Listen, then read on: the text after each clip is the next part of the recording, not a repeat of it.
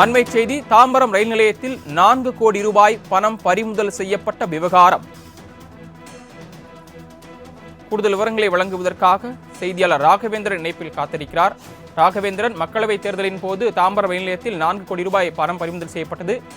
இந்த விசாரணையில் தற்போதைய நிலவரம் என்னவாக இருக்கிறது? விவரங்களை பதிவு பண்ணலாம். வணக்கம். சென்னை தாம்பரத்தில் கடந்த ஏப்ரல் 6ஆம் தேதி வந்த நெல்லை ரயில் வண்டியில் தேர்தல் பறக்கும் படையினர் சோதனை மேற்கொண்ட போது திருநெல்வேலி தொகுதி பாஜக வேட்பாளர் நயினார் நாகேந்திரனுக்கு சொந்தமான உணவக ஊழியர்களிடம் இருந்து ஆவணங்கள் இன்றி கிட்டத்தட்ட 4 கோடி ரூபாய் அளவு கைப்பற்றப்பட்டது. இதனையடுத்து இந்த வழக்கு தாம்பரம் காவல் நிலைய போலீசாரிடமிருந்து சிபிசிஐடி வழக்கு ஒப்படைக்கப்பட்டது.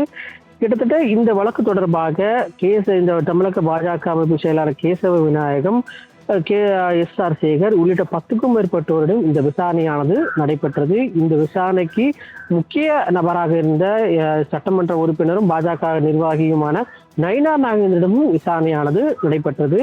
இந்த நிலையில் இந்த வழக்கு விசாரணை செய்த போதே இந்த பணமானது தனக்குரியது என்று முஸ்தபா என்பவர் தனக்கு உரிய இந்த பணம் என்று அவர் தெரிவித்திருந்தார்.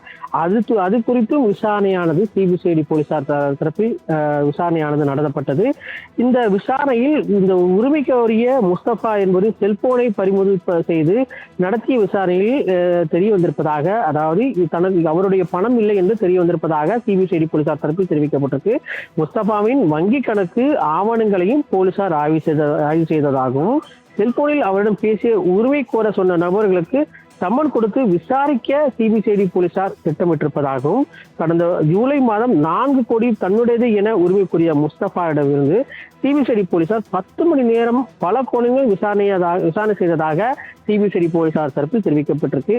ஏற்கனவே இவ்வழக்கு தொடர்பாக பாஜக நிர்வாகிகள் நயினார் நாகேந்திரன், எஸ்.ஆர். சேகர், கேசவ விநாயகம் உட்பட்ட 10க்கும் மேற்பட்டோருடைய விசாரணை நடத்தப்பட்ட நிலையில் தற்போது முஸ்தபா என்பவர் தனக்குரிய பணம் என்று தெரிவித்திருந்த போதும் முஸ்தபாவிடம் விசாரணை செய்த போது இந்த பணம் அவருடைய பணம் அல்ல என்றும் தற்போது விசாரணையை தெரிய வந்திருக்கிறது. எனவே இந்த வழக்கு அடுத்த கட்டத்திற்கு நகர்ந்திருப்பதாக சிபிசிஐடி போலீசார் தரப்பில் தெரிவிக்கப்பட்டிருக்கிறது. சரவணன், தாங்கள் வழங்கிய தகவல்களுக்கு நன்றி ராகவேந்தர்.